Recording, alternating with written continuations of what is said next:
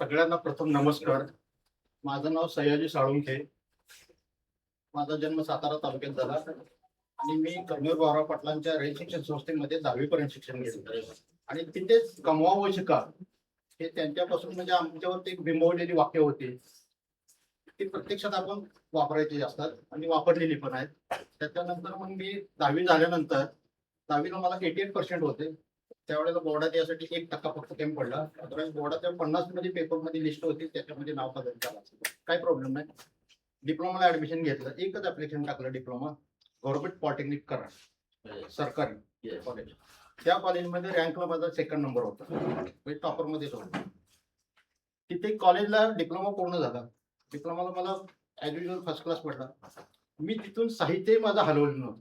100 नव्हे, मला 200% गॅरंटी होती की मी तिथूनच डिग्री करणार. एवढा फुल कॉन्फिडन्स होता. पण बॅड केली त्यावेळेला गव्हर्नमेंट पॉलिटेक्निक पुणे आणि गव्हर्नमेंट पॉलिटेक्निक मुंबई ह्या मुलांना मार्क जास्त पडले. कशी पडली आता तो पुढचा विषय, म्हणजे इथे नाही मी बोलत. गव्हर्नमेंट पॉलिटेक्निक कराडचा एकही विद्यार्थ्याला ऍडमिशन मिळू शकलं नाही. ते ऍडमिशन प्रोसेस त्यावेळेला Sardar Patel college of engineering Mumbai Andheri तिथे होतं. ठीक आहे, नो इश्यू. त्यावेळेला मला माहित नव्हतं की प्रायव्हेट कॉलेजला ऍडमिशन मिळतं. 1 वर्ष गॅप घेतला, मुंबईला सर्व्हिस केली.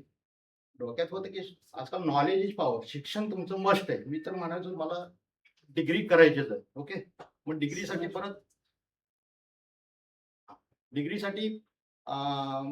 परत मी प्रायव्हेट कॉलेज कर्नूल भाऊराव पाटलांचं रजिस्ट्रेशन संस्थेचं तिथली ॲडव्हर्टाईज पेपरला वाचली. तिथे पटकन ऍडमिशन घेऊन टाकलं. इलेक्ट्रॉनिक डिग्री झालं. कराडला इलेक्ट्रिकल केलं. इलेक्ट्रॉनिक डिग्री झाल्यानंतर पुण्यामध्ये 4 महिने मुक्काम केलं. कारण गावेचं आपलं म्हणजे आपण ज्या मातीतून आलोय ते मला शेतीचं खूप वेळ होतं. म्हणजे पुण्यावरून सातारा आपलं जवळ, दोन्ही मॅनेज होईल, नोकरी प्लस शेती. असं करत पुण्याला थांबलो, पण मोठे असे काही जॉब चांगला भेटत छोट्या मुलाला सोडून द्यायचं. नंतर मग तिथून मी गावी गेलो. तर गावी सुरेंद्र जनार्दन भोसले म्हणून व्हिजिटेला माझे गावचे देगावचे भेटले. ते भेटल्यानंतर ते होते व्हिजिटेल. तर ते म्हणे सयाजी काय जॉब? म्हणले जॉब नाही, पटकन मला जॉब पाहिजे. म्हणे व्हिजिटेल आहे. कसा योगा असतो बघा. दिवाळीमध्ये 2 दिवस केलं, व्हिजिटेला गेलो. डायरेक्ट एचओडीच्या केबिनमध्ये सगळे पाहिजे डिप्लोमा डिग्री रँक करत ना. त्यांनी म्हणजे पटकन ऍप्लिकेशन कर, 1 महिन्यात प्रोसिजर पार करून व्हिजिटेल जॉईन. डिग्री नंतर पहिलंच कॉलेज तर व्हिजिटेल. तर व्हिजिटेलचं तुम्हाला माहिती आहे हिस्ट्री. नामांकित कॉलेज, ब्रिटिशांच्या काळी कॉलेज. मग तिथे लेक्चरशिप केली. पण कसं असतं, आपला एक छंद असतो, नाद असतो. तर आतापर्यंत पुस्तक वाचले, आता इथून पुढे पुस्तक वाचणार आणि मुलं घडवणार. तर त्याच्यामध्ये एक आहे, करिअर आहे, आनंद आहे. पण मला त्या फील्डला इंटरेस्ट लागत नव्हता. की मतलब त्याच्यापेक्षा काहीतरी आपण जे शिकवणं, मी तुम्हाला नाव नाही ठेवत, शिकवणं हा चांगला आहे. पण काहीतरी तुमच्या हातून प्रॅक्टिकल होऊन गेलं पाहिजे. तर प्रॅक्टिकल आणि थेअरीमध्ये भरपूर फरक आहे आणि तो मला करून दाखवायचा. मग प्रॅक्टिकल करायचं तर कुठेतरी आपली इंडस्ट्री फील केलं पाहिजे. इंडस्ट्रीमध्ये शनिवार रविवार सुट्ट्या होते व्हिजिट. पण मी जिथं जाईल तिथं मला रिटर्न टेस्ट इंटरव्ह्यूला व्हिजिट याचा फायदा व्हायचा. नंतर जेएनपीटीला गेलो. जेएनपीटीला गेल्यानंतर पहिलाच प्रश्न होता की तुम्ही व्हिजिट आहे व्हाईट कॉलर जॉब का कळलं. तर मग त्यांना प्रत्येक प्रश्नाचं उत्तर आपण घरी ठरवूनच गेलेलो असतो. उद्या इंटरव्ह्यू म्हणल्यानंतर असं नाही पटकन ऑन द स्पॉट करायचं. मला आता जेएनपीटीचं काय माहिती आहे का, जेएनपीटी ही जागा भारताची आहे, बरोबर आहे, जागा इंडियाची आहे. पण तिथे जो बिझनेस चालतो तो इंटरनॅशनल चालतो, इम्पोर्ट आणि एक्सपोर्ट. म्हटलं असं इंटरनॅशनल व्यवहारामध्ये बिझनेसमध्ये भारताचं नाव काढायची जागा. बऱ्यापैकी मी सिलेक्टेड, काय जास्त विचारलंच नाही. डिप्लोमा डिग्रीचे certificate, seminar report, project report, marks ते सगळी 4-5 जण होते. आपले नेरकर साहेब होते ऍडमिनिस्ट्रेशनला आमचे. त्यामुळे आमची बॅच सिलेक्ट झाली. कळलं. सिलेक्ट झाल्यानंतर आता एवढं सगळं करून आलोय, प्रत्यक्ष संघर्ष सुरू झाला कंपनीमध्ये. आता कंपनी जॉईन झाल्यानंतर पाठटाकाचं काम नॉर्मली सगळे करतात. थोडंसं व्यवस्थित बोलतो. तर म्हटलं आपण तसं नाही, इथं आलो तर काहीतरी करून दाखवलं पाहिजे. आम्हाला टाकलं शिफ्ट ड्युटीमध्ये. शिफ्ट ड्युटीमध्ये टाकलं ट्रॅफिक डिपार्टमेंट, ऑपरेशन डिपार्टमेंट. जिथं प्रत्यक्ष जहाजं येतात, इम्पोर्ट माल उचलला जातो, एक्सपोर्ट माल लोड केला जातो.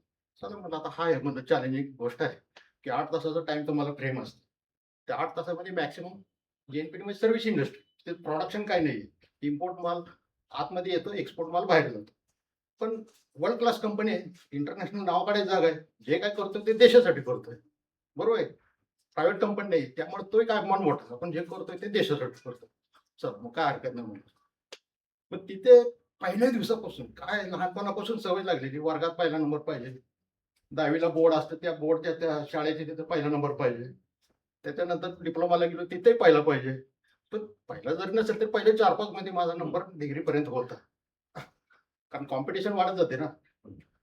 तर तसं झाल्यानंतर मग जे-एन-पी-टी साहेबांनी तुम्हाला सांगितलं, पगार साहेबांनी, प्रत्येक दिवशी हे नवीन नवीन दिवस असतो, नवीन ऊर्जा असते. रेकॉर्ड असतो, रेकॉर्ड तर ऑटोमॅटिक होत राहतं. फक्त मॅक्सिमम आपलं 100 नव्हे 200% योगदान द्यायचं आणि काम करत राहायचं. आता काम म्हणजे काय? आमचं काय कंटेनर हँडलिंग, इम्पोर्ट असो, एक्सपोर्ट असो. एवढं जबरदस्त काम करायचं आणि नशिबानं माझ्याकडे स्किल एक जबरदस्त होतं, की प्रत्येक माणसाला मी ॲज अ कामगार म्हणून नाही, डायरेक्ट फ्रेंडशिप. आता यांनी पवार पवार म्हणले तर पवार भरपूर असतात, पण डायरेक्ट गावाचं नाव विचार. कनेक्टिव्हिटी वाढते. कनेक्टिव्हिटी वाढते आणि माणूस आपलासा होतो आणि अशा सगळ्या माणसाने मी ताबडतोब पहिल्या महिन्यात 2 महिन्यात सगळं काय कंट्रोल करून मोकळा झालो. होतो तर मी क्लास 1 ऑफिसर सुपरिटेंडंट. बरोबर आहे. माझ्यावरती शिफ्ट इंचार्ज होते. माझ्या बरोबर सुपरिटेंडंट पण होते. पण सगळी शिफ्ट बोलू नाही, माझ्या एकट्याच्या जोरावर चालायची. अख्खी शिफ्ट. मी सुपरिटेंडंट. शिफ्ट इंचार्ज होते, बाकीचे लोक होते. पण मी एकटा इतकं लढत बसणार बाउंड्रीवरती, यांनी प्रत्यक्ष अनुभवलेल्या गोष्टी.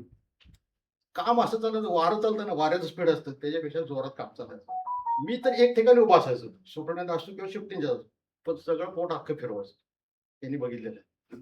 आणि इतकं डिव्होशन की रिअली म्हणजे सगळ्यांनी आपण तसंच वागलं पाहिजे. बोलतो म्हणजे करून दाखवलं पाहिजे ना. डबे आणलेले आठवड्यातून कमीत कमी एकदा किंवा दोनदा डबे माझे घरी जायचे, डबे खाण्यासाठी. कारण का?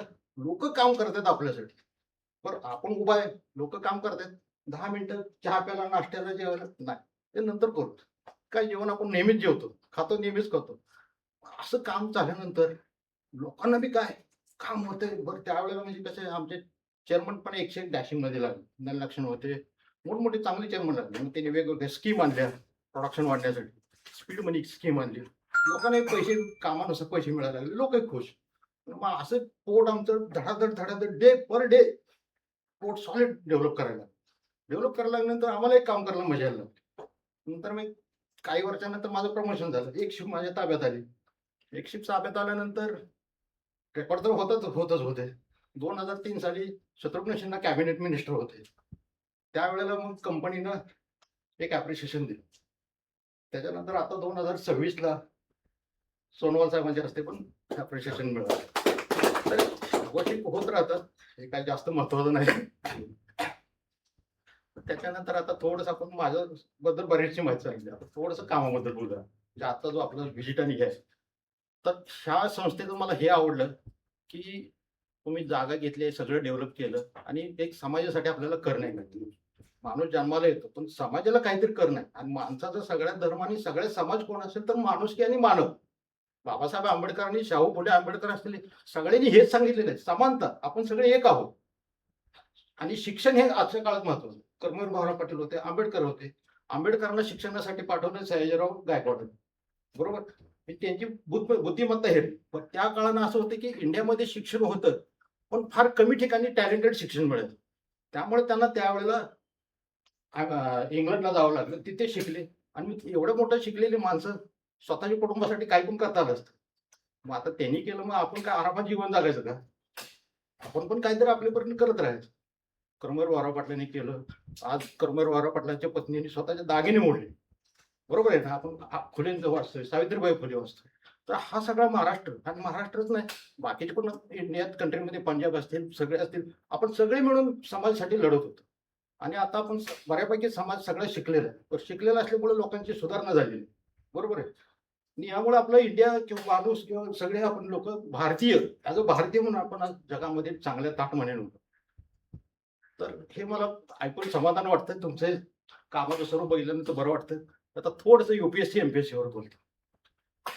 शिक्षण हे महत्वाचं आहे. बरोबर आहे. आता आपण राजकारण थोडं बाजूला ठेवूया. प्राईम मिनिस्टर कोणी असतील, नेहरू असतील, मोदी असतील, ते महत्वाचे नाहीत मला वाटतं. ते फक्त लोकांची मतं घेऊन निवडून येतात. सध्या इंडिया किंवा जग कोण चालवतं, तर IAS ऑफिसर चालवतं. बरोबर आहे. IAS, Indian administrative service. आता IAS म्हणजे ही कल्पना आहे ना, की महाराष्ट्रीयन लोकांना, आपल्या लोकांना काय माहिती, काय प्रकार आहे आपल्याला काही माहित नसतं. अजूनही 90% महाराष्ट्रीयन मुलं फक्त इंजिनिअरिंग कॉलेज आणि मेडिकल, दुसरं आपल्याला काही माहित नाही. आपण आपल्या मुलांना विचार, कुठे जायचं, काय इंजिनियर व्हायचं, पप्पा तुम्ही इंजिनियर झालात ना, आम्हाला इंजिनियर व्हायचं. तुम्ही डॉक्टर झाला, डॉक्टरचं मुलगा काय करणार, डॉक्टर बघा हे असं डॉक्टर एमबीबीएस कर, हे कर, त्याच्यातच आपण गुरपडून जातो. पण त्याच्यात फायदा जास्त नाही. समाजाचा डॉक्टर होऊन समाजाची सेवा करतो हा भाग वेगळा, पण त्या डॉक्टरने मी रन करणारा. आता ह्या गोष्टीवरून भरपूर माझे चर्चा होतात की सगळ्यात तुमचं ब्रिलियन्सी टेस्ट IIT पवई आणि IIM अहमदाबाद. IIT पवई म्हणजे काय, टेक्निकल फील्डचं सुपिरियर इन्स्टिट्यूट. तिथे ऍडमिशन घेणं म्हणजे मान असतं. तुमची ब्रिलियन्सी टेस्ट लागते. आज फॉरेनला आपण पैसे पाठवतो, जे लोक पाठवत असतील त्यांना मला दुखवायचं नाहीये, कळलं का?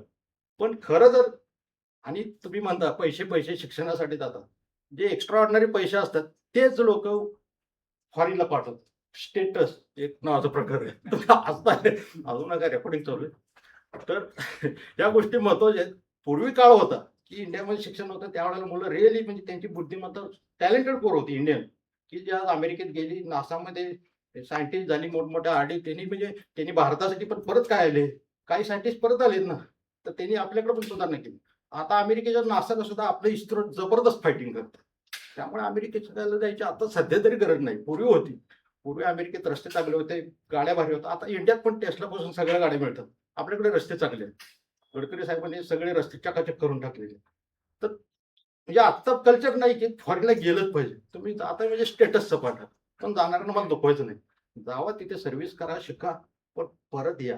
आणि आपण ज्या मातीतून आलोय त्या मातीची नाळ कंटिन्यू ठेवा. तिचे आपण रन लागतोय, भारत मातेचे रन लागतोय. आपल्या अमेरिकेत किंवा बाहेर गेल्यानंतर तुम्हाला काय, फक्त तुमचे ठराविक जणांची कॉन्टॅक्ट असतात. अगदी अमेरिकेत मुलगा आहे, पण त्याच्या आई वडील इंडियातून तिथे गेले, तर तो अमेरिकेतला मुलगा करत असतो, ॲम्ब्युलन्स येते, दवाखान्यात घेऊन जाते. तो दवाखान्यात पण बघायला जात नाही. इथं इंडियामध्ये दवाखान्यात जर माणूस असेल तर रोज 10 ते 20 माणसं बघायला जातात. आणि ही माणूस की हा जिव्हाळा तिथे नाही मिळणार. म्हणून पैशासाठी जाऊ नका. तुम्ही तुमच्या कारणासाठी जावा, ऑफिशियल कारणासाठी जावा, शिकायला जावा, सर्व्हिस पण करा, पण माघारी या. हे माझं म्हणणं आहे. पण आजच्या पिढीला मला हे सांगायचं, तुमची जी मुलं असतील, नातवंड असतील, त्यांना मला हे सांगायचं की तुम्ही हे करा. तर ह्या बाबतीत माझे बाकी इतर चर्चा तर नंतर झालेलेच आहेत. ती माझ्या मुलांना मी इंडियात शिकवलं, चांगले नोकर लागले, दोन्ही मुलं MBA झालेली. आणि डिग्री झाल्यानंतर मला MBA करायचं, की म्हणलं चला थोडं परिस्थितीनुसार म्हणलं जॉब करत करत करूया. पण शिफ्ट ड्युटी लागली. मेन सिटीपासून जे NPT खूप लांब होतं. पण तरी पण काय हरकत नाही. MBA एक डिग्री आहे, जी डिग्री करून मी करणार होतो. आणि जे MBA वाले करतात त्याच्यापेक्षा मी प्रत्यक्ष कामच करून दाखवलं. तर रोज एक रेकॉर्ड, ते रेकॉर्ड म्हणजे नॅशनल लेवलला नाही, इंटरनॅशनल रेकॉर्ड मी केले, जागतिक दर. फॉर एक्झाम्पल मी एकच सांगतो की आपल्या तासात मिनिट किती असतात, तासात मिनिट किती, 60. प्रेशर मध्ये आलं. 60. 8 तासात माझी 8 तासाची शिफ्ट, 8 तासाची मिनिट किती झाले, 480. 480 मिनिटांमध्ये मी किती कंटेनर काढले असतील तुम्हाला फिगर माहिती असते. बाकीचे अंदाज सांगा. मिनिट मला माहिती आहे, 480 मिनिट मी किती कंटेनर हँडलिंग केले असतील. एका क्रेननी जहाजातून कंटेनर बाहेर काढायचे, आपल्याला 480 मिनिटं आहेत, बरोबर आहे. त्याच्यामध्ये आपण किती कंटेनर मग काढू शकतो, किती कंटेनर हँडल केले असतील, तुम्ही एक अंदाज सांगा. 15-20 मिनिट म्हणजे तुम्ही अंदाज सांगा किती कंटेनर काढले असतील.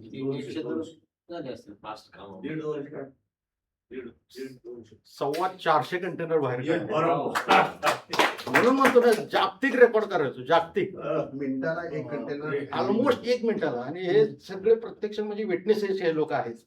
आणि ते 400 कंटेनर होईपर्यंत मी त्या क्रेन खाली फक्त उभा राहायचो. वरती ऑपरेटर काम करायचे, त्याला रिलिव्हर होते, 4 तासाचे रिलिव्हर होते, एकटा माणूस काम करू शकत नाही. धनाधन काम इतकं जोरात चालायचं, वाऱ्यासारखं, वाऱ्याच्या स्पीडपेक्षा जास्त. म्हणजे असे इतके रेकॉर्ड झाल्यामुळे एक self satisfaction is the best satisfaction. काय वाक्य महत्वाचे.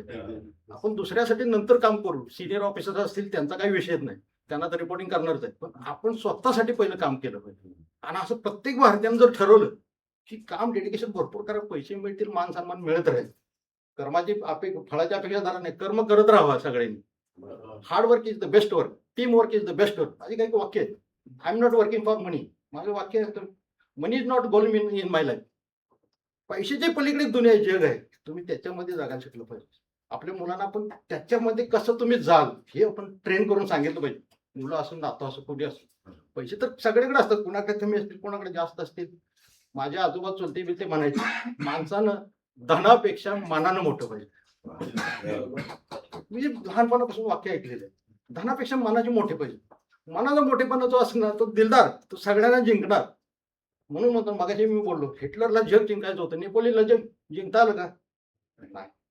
पण तेच तुम्ही प्रेमातून काही पण जिंकू शकता. आपले महात्मा गांधी, सगळ्या जगावरती इंग्रजांचं राज्य होतं, घालवलं एका माणसानं राज्य. महात्मा गांधी एवढा मस्त शिकलेला माणूस होता. इन्सिडेंट झाला साऊथ आफ्रिकेला, इथं आल्यानंतर कपडे अंगावली काढली, मातीत मिसळला, सगळ्या माणसांनी करोडो लोक बरोबर आले, घालवली सत्ता. भारतात नाही, संपूर्ण जगावली सत्ता गेली इंग्रजांची. तर हे डायनॅमिकल मोठे मोठे चेंजेस आपण करू शकतो. गांधी म्हणजे आपण एक आपलं राष्ट्रपिता, तर असे ते सगळे गोष्टी करू शकतो. सगळ्यांचं आपल्याला कर्तव्य माहिती आहे, आंबेडकरांचं माहिती आहे, महात्मा फुलेंचं माहिती आहे, कर्मवीर सगळे नेते आपलीच लोक माणसं. तसे सुभाषचंद्र बोस असतील, मुझे खून दे दो मैं तुमको आजाद करून. प्रत्येक जण प्रत्येकानं लढतच होत. ब्रिटिशांनी आपल्याला भरपूर लुटलं, कळलं का? अजून पण जगात हेच चालू आहे की प्रत्येकाकडे अणुबॉम्ब आहे. पण सध्याचा जमाना अणुबॉम्बचा नाही. सध्या बिझनेसवरती जो मोठा त्याचं जगावरती राज्य. आणि सध्या जी सेंचुरी चालू आहे मध्ये रशिया आणि अमेरिकेचं होतं. आता रशिया डाऊन झाला, आता चायना आणि अमेरिकेचं.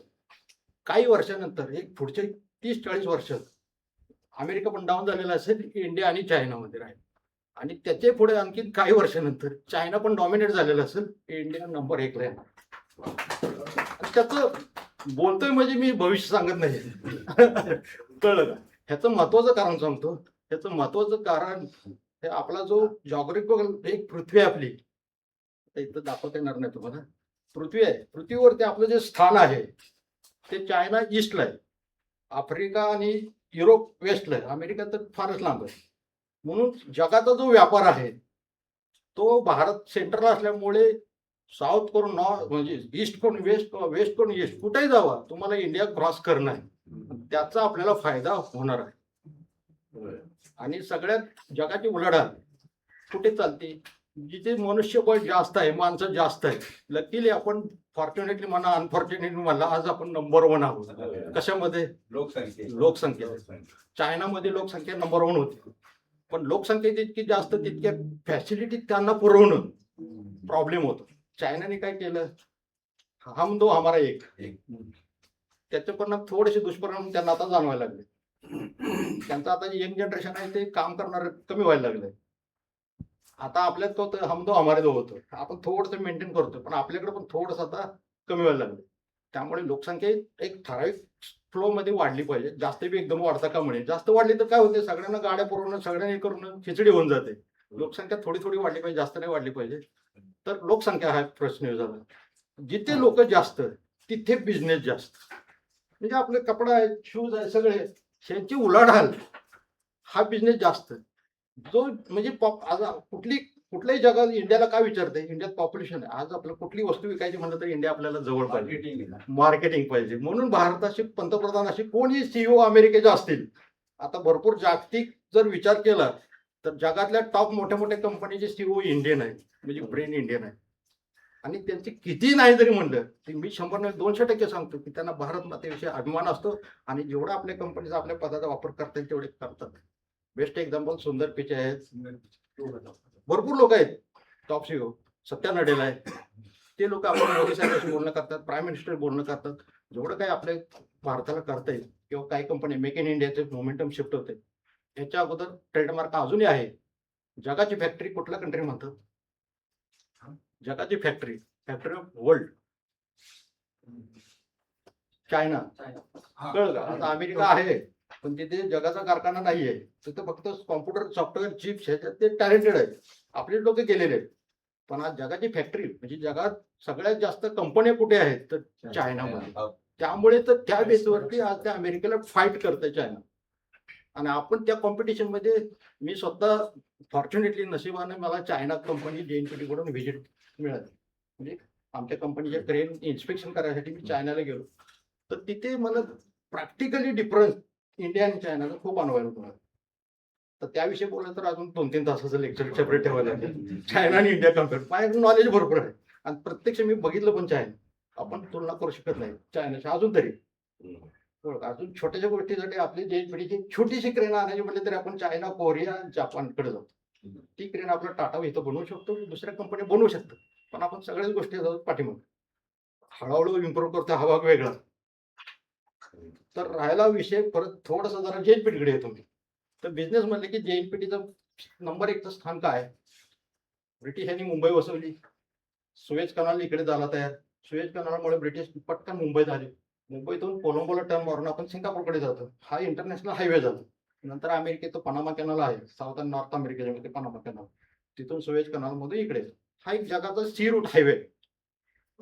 जसे नॅशनल हायवे असतो तसा हा मोठा होतो. तर ह्यामध्ये आपण इथे आलो, मुंबईत आलो. मुंबईत आल्यानंतर 2-3 प्रोजेक्ट इंडियाचे व्हायला पाहिजे, तर आपण पटकन जगामध्ये नंबर 1 होऊ शकतो. त्यामध्ये आहे नंबर 1 सेतू समुद्रम प्रोजेक्ट. नाव ऐकून आहात तुम्ही? काय आहे सेतू समुद्रम? म्हणजे श्रीलंका आणि इंडियाच्या मध्ये एक बारका राम सेतू वगैरे आपण म्हणतो, बरोबर आहे. त्याच्यामुळे तो प्रोजेक्ट वरती आपण पैसे खर्च करून पण सध्या प्रोजेक्ट कोर्ट केसमध्ये अभायन्स आहे, म्हणजे करत नाही. तर त्या सेतू समुद्रम प्रोजेक्ट लवकर झाला पाहिजे. जर तो प्रोजेक्ट जर झाला म्हणजे तो इंडिया आणि श्रीलंकेच्या मध्ये आहे, तर तो प्रोजेक्ट कम्प्लीट करायचा आणि त्या राम सेतूच्या जे राम कॅनल नाव द्यायचं त्या कॅनलला, जसं इजिप्त कॅनल आहे, पनामा कॅनल आहे, पण तो लवकर प्रोजेक्ट व्हायला गरजेचं आहे.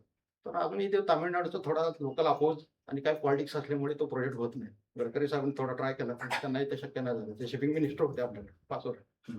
तर तो प्रोजेक्ट व्हायला पाहिजे. तो प्रोजेक्ट झाला तर काय होईल?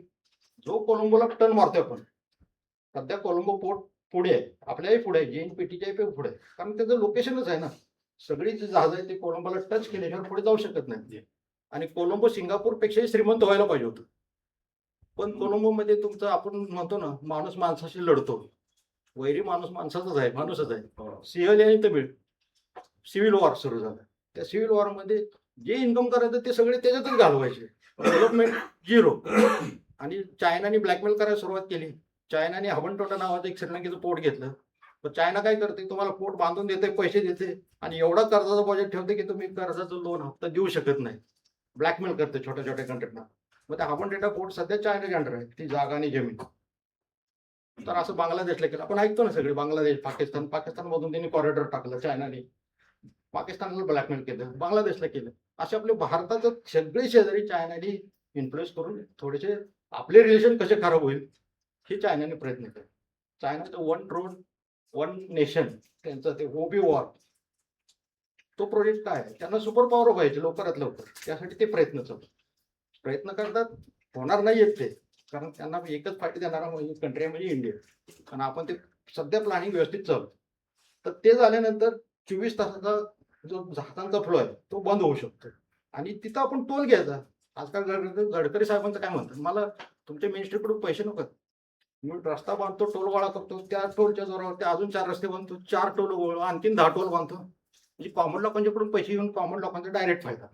साधं सिम्पल टेक्निक आहे गडकरी साहेब, पण ते किती इम्पॅक्टफुल आणि इफेक्टिव्ह आहे. फायदा जनतेचा होतोय. आपण टोल देतो ना, काय वाटत नाही आपल्याला, पटकन जातो आपण. म्हणजे आजकाल एक्सप्रेस वे, आता तर त्यांनी नॅशनल हायवे सोडून द्या, सगळीकडे एक्सप्रेस वे चालू केले. सगळं आपले फायदे आहेत ना. तर ह्या गोष्टी आहेत. त्याच्यानंतर पुढे सिंगापूर पोर्ट, सिंगापूर कंट्री नाव पण ऐकून, सगळ्यात श्रीमंत कंट्री आहे. मुंबईपेक्षा लहान कंट्री आहे. मुंबई सिटी मोठी आहे, ती कंट्री इतका छोटा. ब्रिटिशांच्या काळही होता, म्हणजे ब्रिटिश सगळ्या जगावर राज्य, त्यांच्यावर पण राज्य होतं. तर ते सिंगापूरचं एक यान ली म्हणून एक व्यक्ती होता. त्या व्यक्तीवरती किंवा बरेचसे तिकडचे जे कंट्री आहेत, व्हिएतनाम वगैरे, आपले शिवाजी महाराज वगैरे त्यांच्यावरती गप्पा ऐकून म्हणजे त्यांच्या अधिपत्याखाली होते की हा माणूस जर एवढं मोठं करू शकतो, शिवाजी महाराज असतील किंवा कोण असतील किंवा आंबेडकर असतील, मग आपण काय नाही करू शकतो.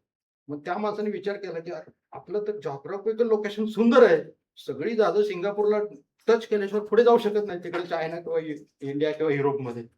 तर त्या गोष्टीचा फायदा त्यांनी त्या माणसाने केला आणि आज सिंगापूर नंबर 1. कशाच्या जोरावर? जस्ट सी पोर्ट, एक सी पोर्ट. त्या कंट्रीला स्वतः पाणी सुद्धा दुसऱ्या देशाकडून विकत घेतं. पाण्याचा सोर्सच नाही त्या कंट्रीला आणि इतकं छोटं आहे. पण ते एक नंबर 1 डेव्हलप झालं. तर सिंगापूरला 0 होऊ शकतंय. थोडासा जोरात सिंगापूरच्या वरती गेला तर थायलंड कंट्री आहे. बरोबर ना, तुम्हाला जर आठवत असेल ते थायलंडमध्ये फक्त 40 किलोमीटरचा एक लँड आहे. ती जर लँड कट केली, चायना भरपूर प्रयत्न करते थायलंडला की आम्ही कॅनॉल बांधून देऊ, तुम्ही पैसे काय खर्च करू नका. पण चायना काय करणार? अमेरिकेने पनामा कॅनॉल बांधला, 100 वर्ष स्वतःचा कंट्रोल ठेवला. इंग्लंडने सुएज कॅनॉल बांधला, 100 वर्ष त्यांच्याकडे कंट्रोल. म्हणजे जमीन तुमची, सगळं तुमचे, राजे कोण? जे इन्व्हेस्ट करणार आहेत ते. तर हे मोनोपॉली झाली. म्हणजे तुमच्या पैशाजवळ तुम्ही दुसऱ्याला विकत घेत. तर तसं बी होता कामा नये. जो आहे त्याचाही त्याला फायदा मिळाला पाहिजे. जसं JNPT 12.5% लँड मिळाली, NMMची नवी मुंबई एअरपोर्टची 12.5%, त्यांचा हक्काचा वाटा त्यांना मिळाला. दिबा पाटील साहेबांनी ते आंदोलन केलं, हे झालं. तर त्याच्यानंतर तिथे जर कॅनॉल जर पाडला तर सिंगापूरकडे खाली जाईल कोण? डायरेक्ट चायनामधून, थायलंड कॅनॉलमधून डायरेक्ट चेन्नई, मद्रास येतो समुद्रावरून इकडे जाईल. तर ह्या प्रोसेसमध्ये सध्या आपण निकोबारला एक पोर्ट तयार करतोय. निकोबार तिथे आपलं गव्हर्नमेंट म्हणजे इन्व्हेस्टमेंट करतो. ते पोर्ट ज्या दिवशी, आणि आजकाल एवढं पोर्ट फास्ट आहे, वाढवायचे तुम्हाला माहिती असतं. वाढवण पोर्ट आपण JNPT सगळं पेपरवर्क करतोय आणि आपण गव्हर्नमेंट ऑफ इंडिया बनवतोय पोर्ट. आता ते प्रायव्हेट असल्यामुळे फटाफट काम होतं. रात्रीचं लाईट लावून पण कामं चालू आहे. तो वाढवून पोर्ट झाल्यानंतर आजपासून 3 ते 4 वर्षात पोर्ट चालू झालेलं असं. प्रत्यक्ष जहाज लागेल, पोर्ट चालू झालेलं असं. तर मुंबई सिटीसाठी आपण सगळे लकी किती आहोत? मुंबई पोर्ट, JNPT, वाढवण, 3 सी पोर्ट झाली मुंबईसाठी. 2 एअरपोर्ट, मुंबई, नवी मुंबई, असे 5 मोठे ऑर्गनायझेशन असलेली जगामध्ये किती कंट्री किंवा किती देश आहेत किंवा किती सिटीज आहेत? फार कमी. म्हणून मुंबईला आत्तापर्यंत टॅग होता, JNPTला आम्ही टॅग लावला लँडलॉर्ड पोर्ट, मुंबईला टॅग होता फायनान्शियल कॅपिटल ऑफ इंडिया. सगळे टॅग मागे पडलेत. Mumbai is the global corporate hub, जागतिक व्यापाराचं केंद्र झालं. जागतिक व्यापार आहे, इंडियाचं नाही.